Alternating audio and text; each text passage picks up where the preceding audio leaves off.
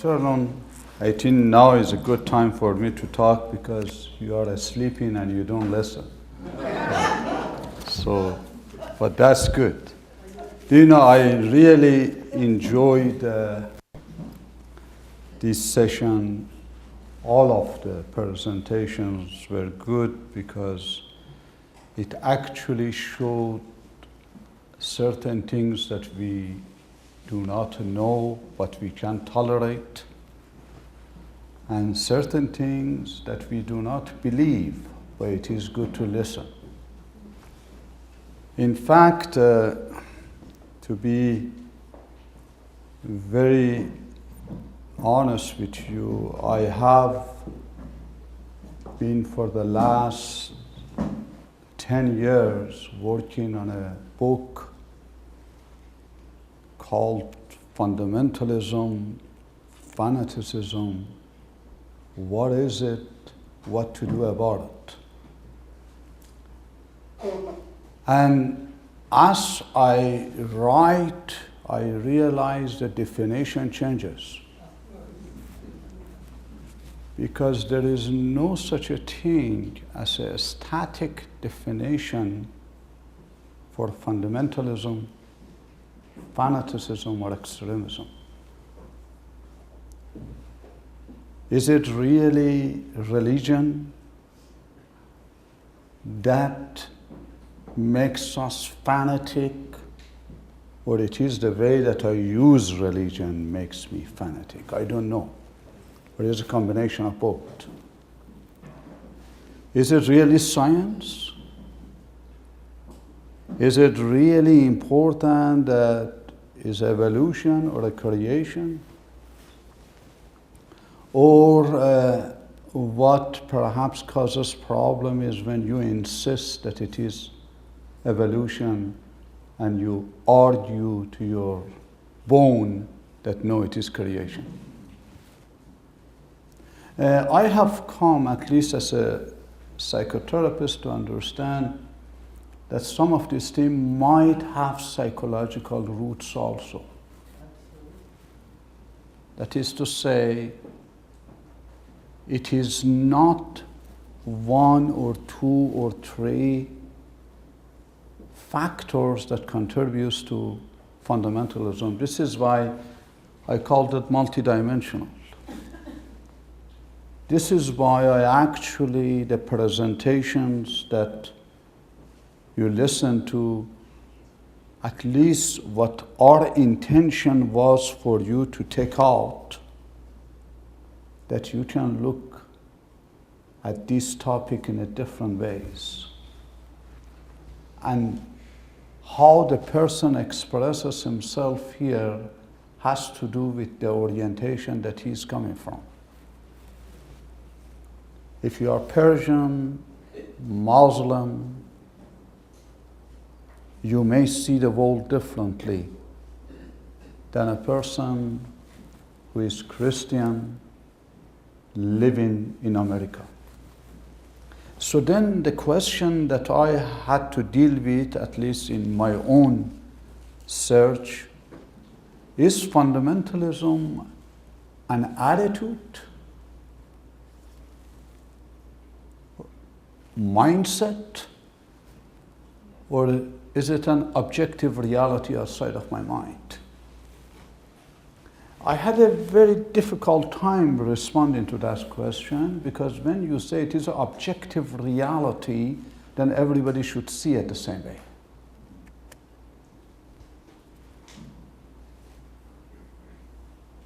I quote one of the mentors of my life, Albert Einstein. Is it really the way that humankind looks at the world which is arguable, or the way that the world really is? And perhaps unless there is an objective world, there will not be any subjective interpretation anyway. So would it be, as Einstein was pointing out, The problem starts to become fundamentally significant when you say, this is it. This is the way that should be, the way that must be. Einstein said, the cornerstone to break the fundamentalist code is to accept that objective reality only can be approachable through relativity.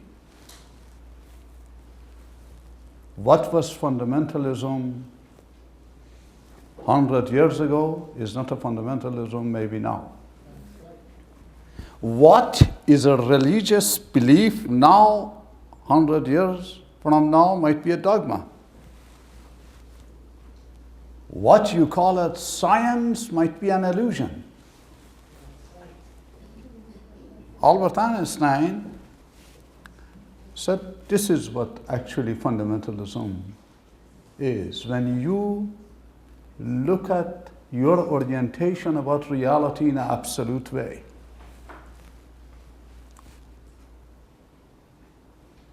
But I want to summarize really, this is a good thing to be the last person because I listen to you guys and then I make a note. Do you know Tony, my dear friend, and Ron both showed the world the way it is. It might not be the way that you and I like to see it, and they did not insist that we see the world the way it is.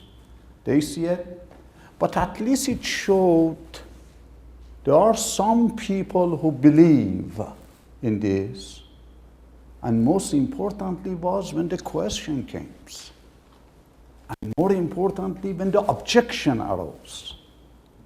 Now, if we could see all of them in a systematic way, then we actually are getting closer to the solution. But the moment we say, do you know, Tony was so good because he said exactly what I believed.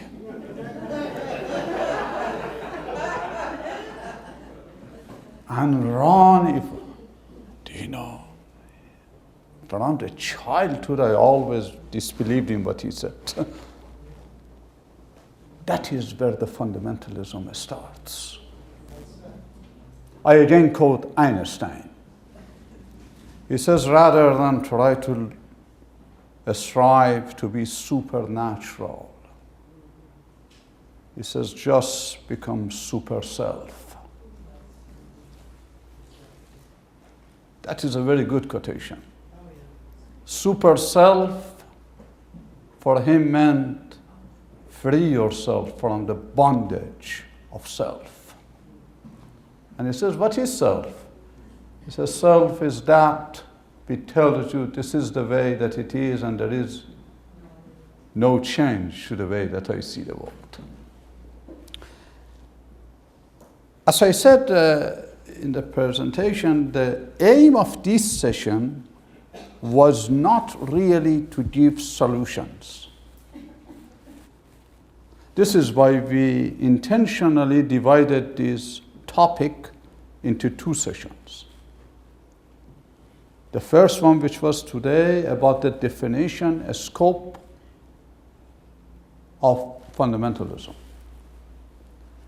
The second session on October 21st, the people from diverse background come here and talk about what can we do about it. I know this is the world it is, but what can you do to decrease it? This is where I use my recommendation is if you are coming back, you try to link the presentation of this session to October 21st, but do not allow any of this presentation to shape your attitude. You need to shape your attitude. You need to think for yourself. You need to come to the point to get rid of from pseudo-self. This is one of the contributory factors to fundamentalism.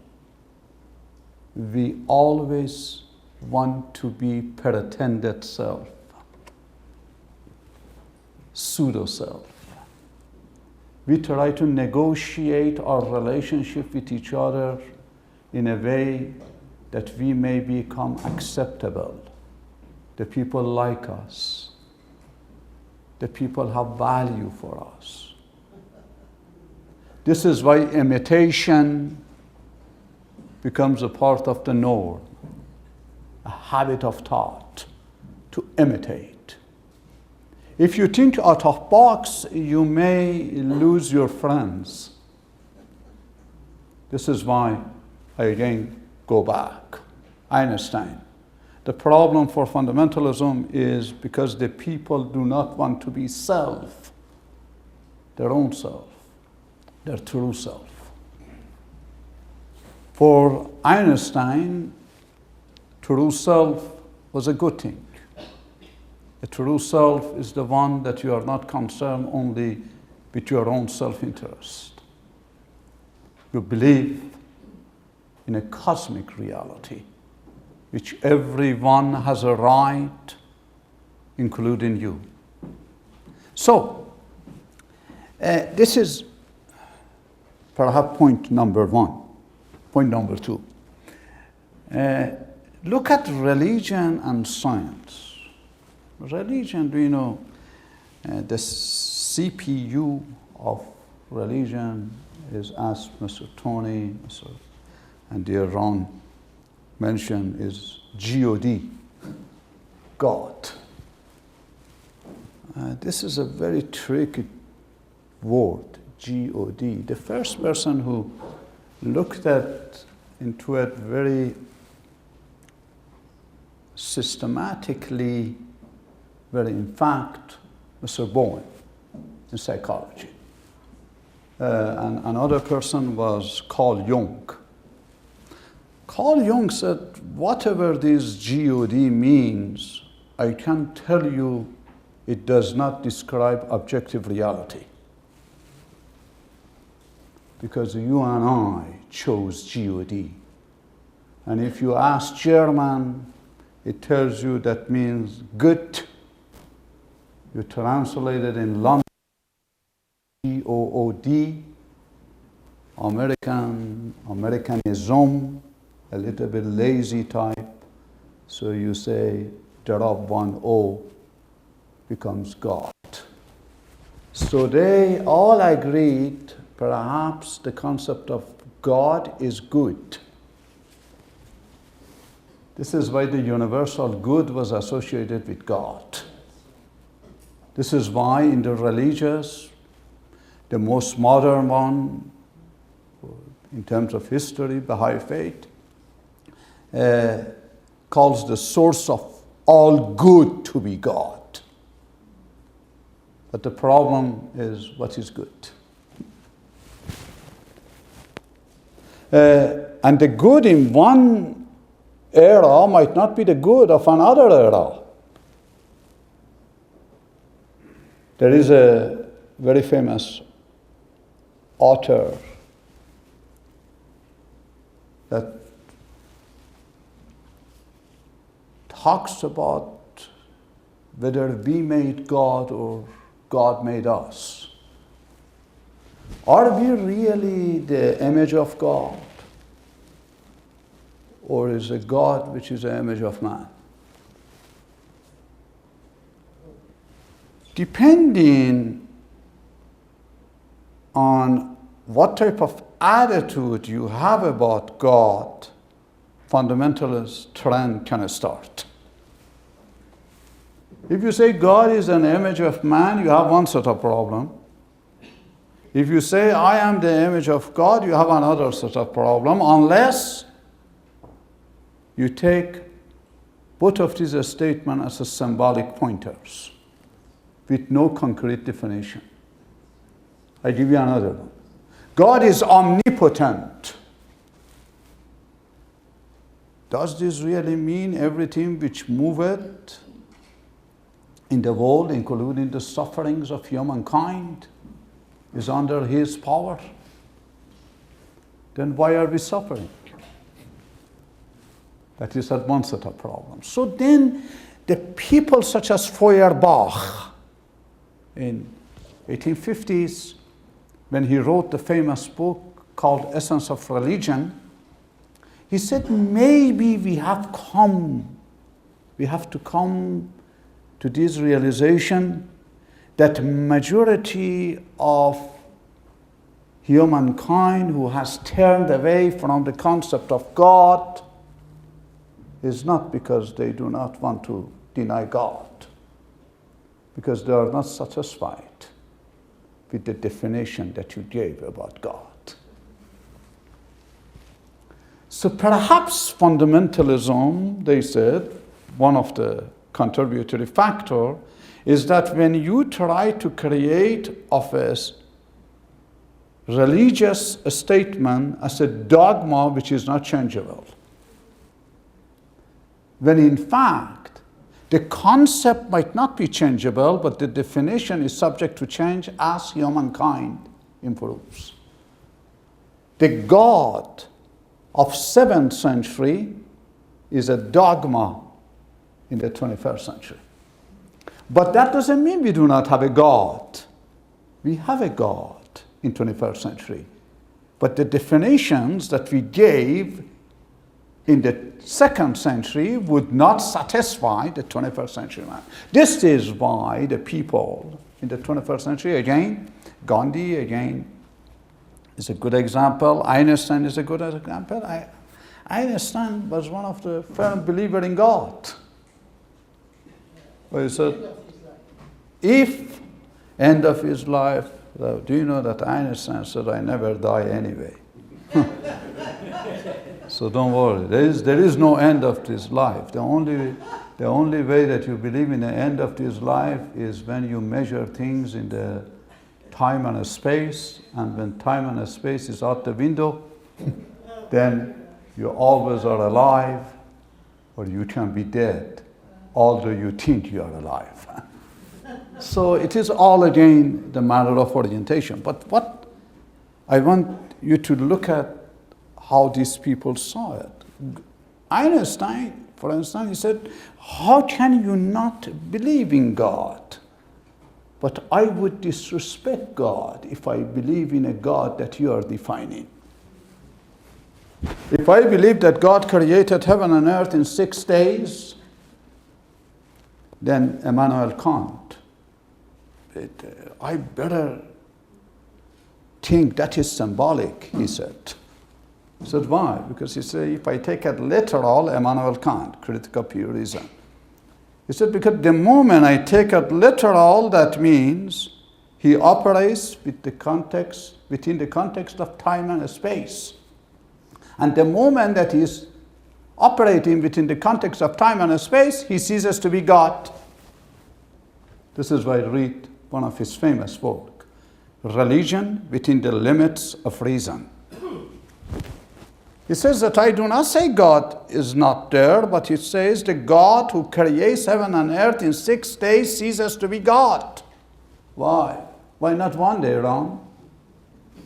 What a lazy God. You just say, let it be. And then on the 6th day he does it. 7th day is a day of rest. He has to rest. And on the 8th day, he says, what a boo-boo I made. This is why. Fundamentalism may be, one of the contributory factors is that we try to use the same understandings of the creation story, which the people took literal, and we ignore all the scientific fact, and then say, yes, really, God created heaven and earth 4004 BC, October 20th, 9 a.m. James Ussher, the bishop. These are causing fundamentalism. When you want to rationalize something. When you want to prove it is true, while the truth is universal, you do not need to prove it. You just only have an insight to see its evidence. Why do you need to prove God? Then God ceases to be God. This is what Jung was saying. He says, if you help humankind to see within themselves the signs of the nobility of humankind, and there is no limits to that nobility, he says they find God within their own selves. That is one point. Another point is contributory factors. One of them is the way that we have defined morality. The person who, in my opinion, made a very profound contribution was Lawrence Kohlberg. Kohlberg, 3 levels and 6 stages. He picked up after Piaget and Erikson, and to make it short and sweet, to do not make it a technical, they said there are some people who operate as a pre-conventional level, conventional level, and post-conventional level. He says fundamentalism in 21st century, 20th century, is due because we are requiring the post-conventional level, but they are enforcing upon us to still live with pre-conventional level. What are those? He says, for instance, the concept of obedience and punishment, heaven and hell. That is a pre-conventional. Ron, you do a good thing, you go to heaven. Tony, if you say something bad, you go to hellish fires. That is a very, as a therapist, as a psychologist, as a scientist, we do not call that morality. We call that conditional bargaining. And conditional bargaining ceases to be moral. This is why, if now, what is a post-modernity? You do something good because it is good to do. Because, for instance, human rights. I do this action not because who rewards me, who punishes me. I do it because here and now, that is the most valuable expression that I can offer in order to maintain human rights at all levels. Which one is better? They asked. Kohlberg, Piaget, Erikson. See, you look at these people at application level, and but my intention here is to look at it from philosophical level. If you teach your child, don't lie because Jesus said so. So you are telling me if I don't believe in Jesus, I should lie, right? This is actually you are telling me. But you tell your child, you do not need to lie because lying means you are not your true self. Your pretended self. Which one gets you further in this world?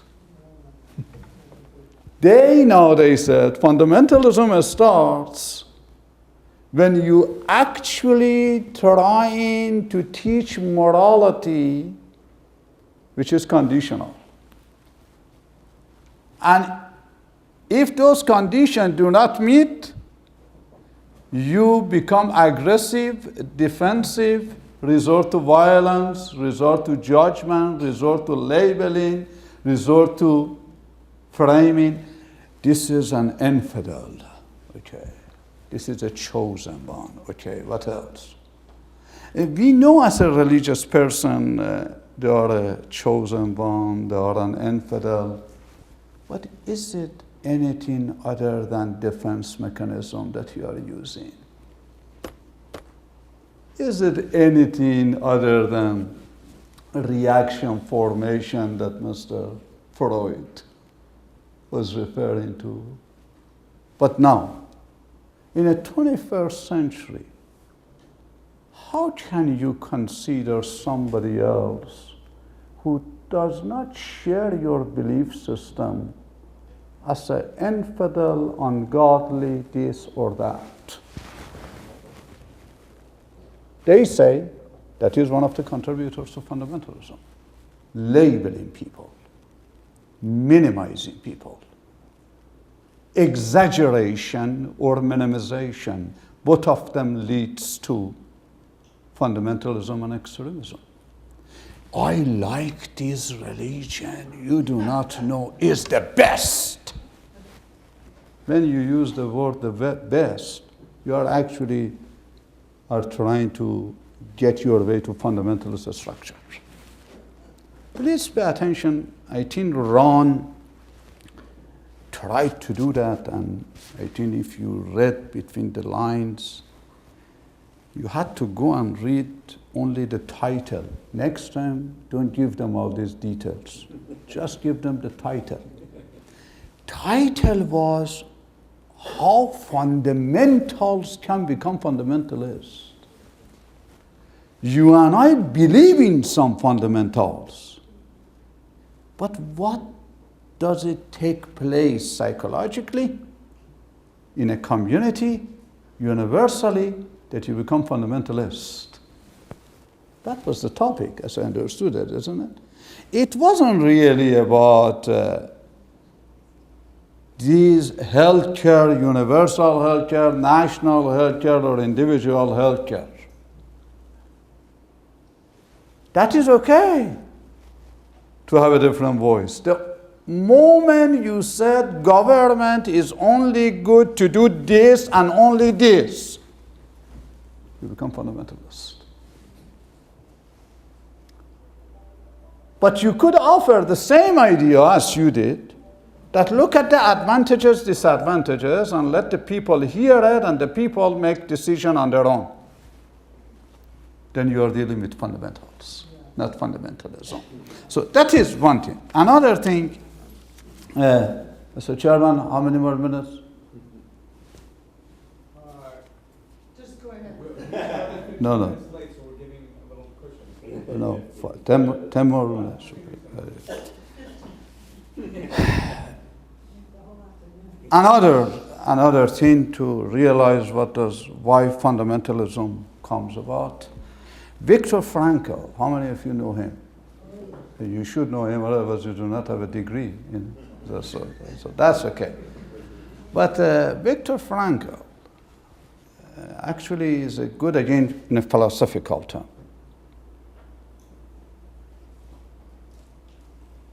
His first book, which got the attention, was Search for Meaning.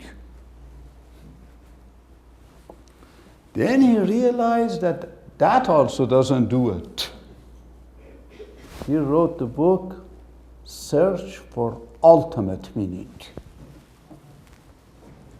Frankl believed fundamentalism actually is a result of losing meaning, but want to defend their structure.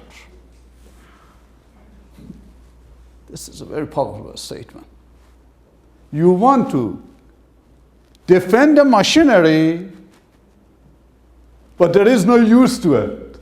You know, classical car show? The car on the highway, if you want to drive it, you get ticket because it's slow driving. But it is a good antique car. Viktor Frankl fundamentalism, fanaticism, is very much related to having meanings in your life. A meaning which can become logotherapy, which means to become universally applicable. The more your vision becomes world embracing, the more meaning in your life, the less attachment to the structure. This is why in psychology they have two terms, which they use it in different sciences. Accommodation versus assimilation. If you're a fundamentalist, you try to assimilate things because you believe in a closed system. Closed system that in order to maintain the status quo, you would allow as much no change as possible. In a what is closed system? By the way, what is system? System, this is not a system, that is not a system. These people who are sitting here is not a system. Your presentation wasn't a system. But all of them were a part of a system. System is when there is a whole which is greater than the part, and the whole which is greater than the summation of the part. Now, if this system is allowing feedback process, they call it loop, feedback loop. If this is an open feedback loop, it's good because you hear from outside what the people say, you analyze, you change the content and also the structure. Your survivability factor goes higher because it is organic. So they say, to make it summary, this shouldn't be after lunch, this type of thing, but it's good. Any system which is organic has to be open system, and in order to be open system, you have to allow change in both a structure and the content. Otherwise, fundamentalism is around the corner. Make sense? Just think about it. Remember, don't write anything down unless you really think about it and you believe that works for you. But if it works for you, that doesn't mean it works for Tony. This is why my aim, at least, is to confuse you. My aim, and do you know that, remember, confusion actually is good. Do you know why? Because you never get confused if you really understand the system view. Why should I confuse you? You get confused when my statements might be contradictory to your assumptions. And then you use your assumption in order to create a meaning of the world, and I shaken your assumption, your worldview changed, therefore, you say, this guy confused me. Next time, go to another meeting, and then come out with the fact that, he was such a good speaker. You say, why? He never said anything for me to get confused. He actually said exactly the things that I believed in. If the guy who is next to you is insightful, he said, you wasted your time. I thought this was about culture of learning. And how can you have a culture of learning if there is no culture of questioning? This is why I shouldn't say this, I didn't bring. One thing that again I remember from Einstein, I'm not an Einstein worshipper by the way. I like him because he trained my mind. He says, never cease questioning. But whenever you ask question, consider the well-being of the humankind as a whole. He says you do not need to get attached to anything. Just fly as a free bird and use everything as a means, not the end. So last item that I want to consider is that religion and science are not the end. I do not believe if you are religious you can be moral. Nor do I believe that if you are a scientist you are immoral. Rather, I can say religion and science both are like two wings for the same bird. If you use it as a means, when you know what is the ultimate goal, it helps you. Otherwise, the same thing that you use as a means can destroy you. This is what is called religious fundamentalism. If you use science in a negative way, they call it secular fundamentalism. But the common point here is that humankind started to lose the value of religion when religion became the end. It became the end, and Tony, who did not believe in my religion, became the means. This is why you can label him as an infidel. Because your religion is the end. Human right is a means. While we got it upside down, religion and science were given to us as a means to create advancement. So, one of the contributory factors to fundamentalism and fanaticism and extremism is when you consider religion as the end. If that is true about religion, do you know why it is true, by the way? That doesn't take beyond high school. Do you know why? Just look at it. When you look at religion, you say, Moses, Jesus, assume Moses was one. Assume. If you ask Muhammad, how many did we have? He said 124,000. He says, tell me some of them. He gives 6 names. He says, why 6? He says, this is only the ones that were recorded for you. But if you believe there is a Moses, Jesus, Muhammad, whether you believe in them or not, if this story is correct, you already can see that Mosaic law, Jesus' message, is a means, not the end. Because if it was the end, after Moses, nothing has to have come.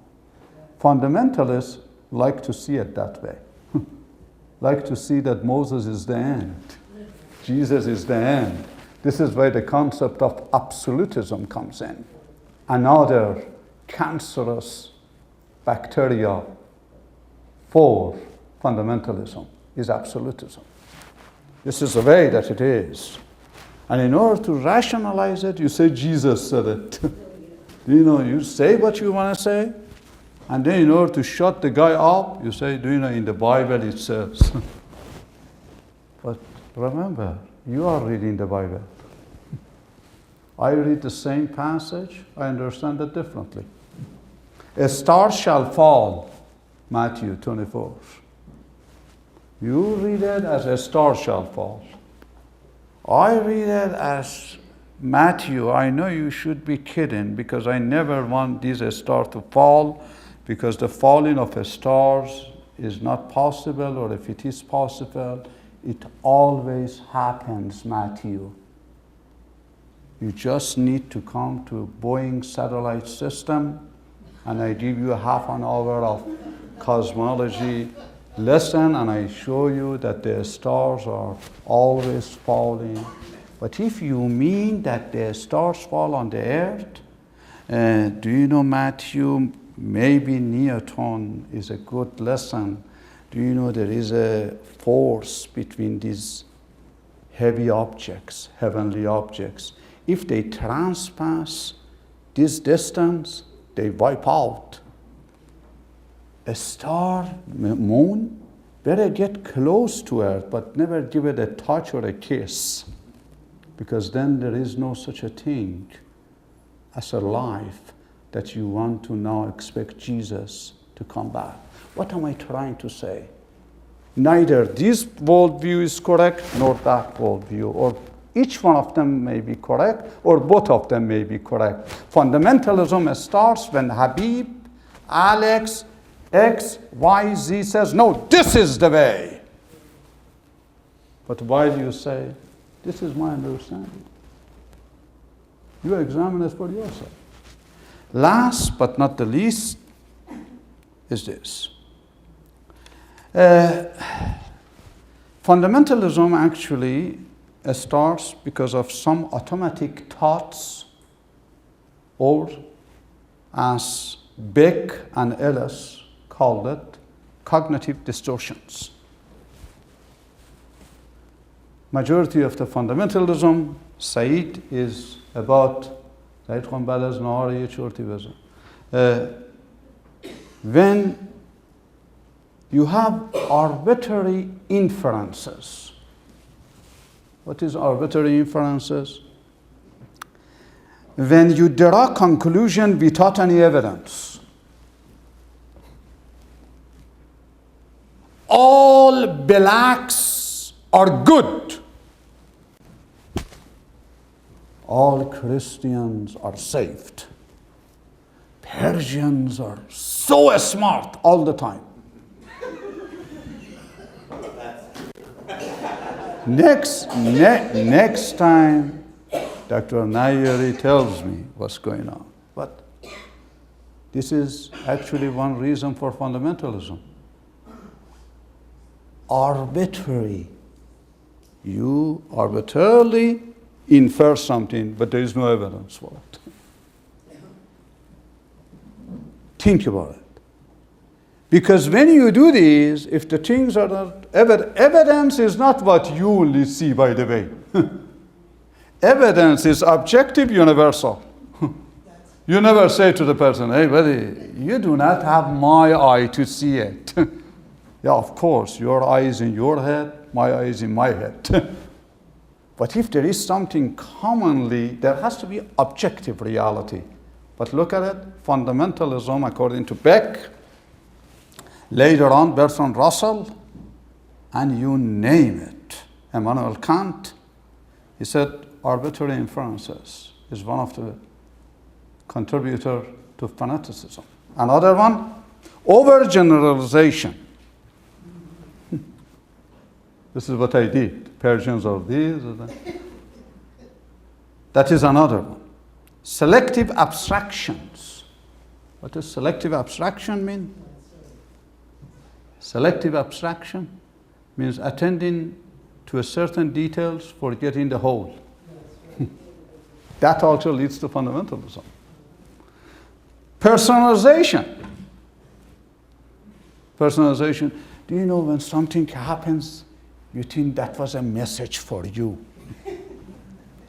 Do you know if, say, the plane hit the Twin Tower, the Jehovah Witness, some of the Baha'is even we have seen, do you know, these are the message from God.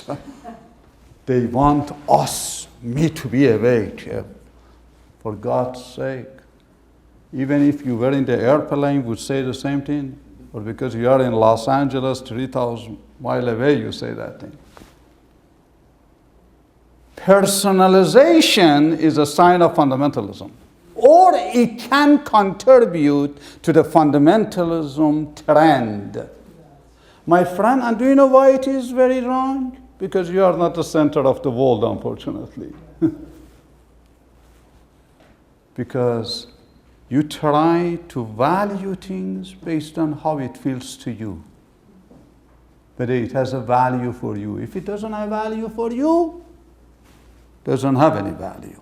Another very important one, which contributes to fundamentalism, and this is very much, you can see it in 21st century, polarized thinking.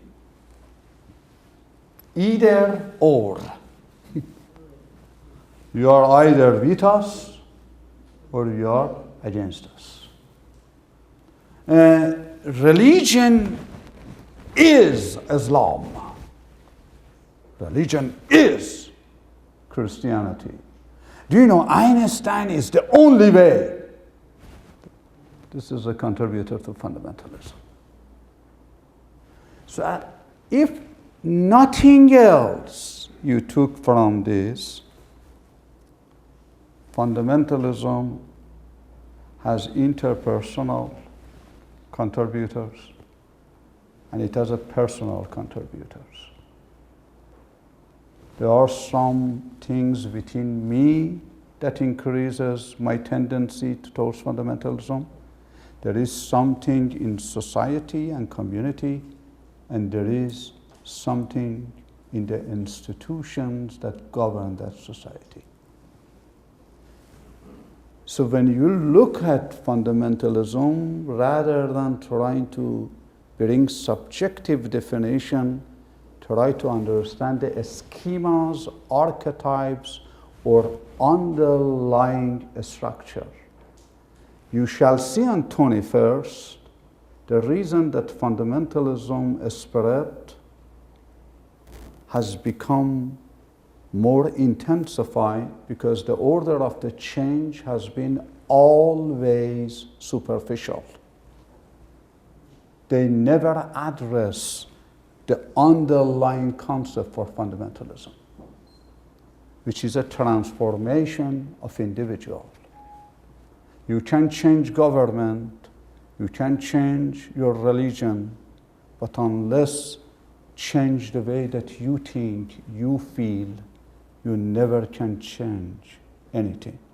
So within Habib Riazati lays problems and lays solution.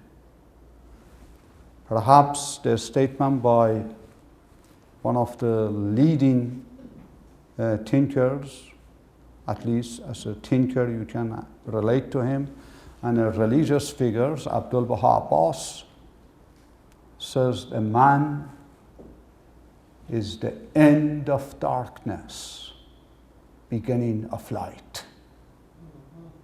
Then I look at myself, whatever problems I see in the world, it might be the root right here. Fundamentalism might be only a defense mechanism that I use as a projection, as a transference, as a generalization, only to find my own sanity. But my sanity never is going to be reached unless I become my authentic self. That perhaps is the message that I wanted to share with you, and thank you very much for listening. There is a difference between personalization and to personalize. By personalization means that you create a grandiose feelings and your lower self becomes the center of the universe. By personal relationship means that whatever you read, whatever happens, how it impacts you at the feeling level, at the thought level, at the action level. This is why we have a personal relationship with God who is unknowable. By personal relationship doesn't mean I personalize God, which becomes my image. By personal relationship means I find meaning in my life as a result of believing to this concept. You see the difference?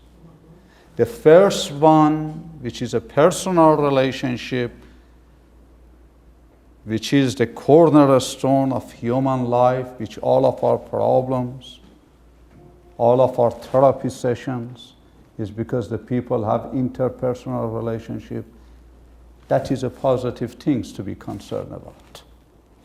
But what we said as a cognitive distortion is when you actually are away from your own self. You are as a self which is a pseudo-self. You even are using science, technology, religion to talk about everything, but not to deal with your real self. Make sense? There's a distinctive difference. See, idealism is good.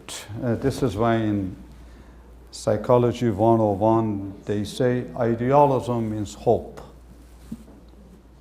Idealism means force which motivates you. Republic of Plato, when you read it, is nothing but idealism.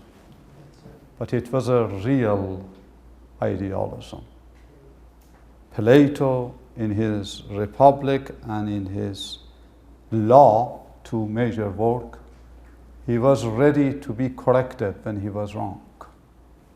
This is why he corrected his own self through the path of idealism. Idealism is what the best way to describe it is what Aristotle, the chief student of Plato, would say. In order to accomplish anything, there are four causes: an ultimate cause, a formative cause, a material cause, and a cause which actually does everything. When you want to build a car, the idealism means, what do I want this car for? If you want it for racing car, will be different than you build a car for a normal operation. That would determine how the formative stage of the car, the design will take place, the materials that is used, the operation that takes place. If your aim, fundamentalism and idealism and fanaticism can go hand in hand, in my humble opinion, when there is no practical implication of a universal scope to the idea. If your aim is unity of humankind, but in your heart you have a trace of prejudice, as Tony said, you are a fatal idealist. You are a fanatic. Idealism means that I never think I reach it. I will walk in the process. Idealism means I am not here to be, I am here to become. So it is a process-oriented rather than event-oriented. So to make a long story short, fundamentalism has to be looked at from systematic view. That was the title of my presentation. Is not this factor, that factor, that factor, that factor. Is a constellation of factors. And what can generate fundamentalism in me may not generate fundamentalism in you. This is why I should not judge you or judge me, because I am not you, you are not me. This is why we have an individual, community, institutional coalition to get rid of fundamentalism. And one thing that I took from Tony, if you are faithful to any religion that you are under, fight fundamentalism at the core. Because no religious system which is from God has to teach fundamentalism. If God means universal good, if God means your own nobility. Unless I am noble, I never can not be fundamentalist. Fundamentalism is cry for help. This is why I go back to what Socrates says. Ask question, know thyself. The struggle against knowing thyself may lead to fundamentalism. Thank you.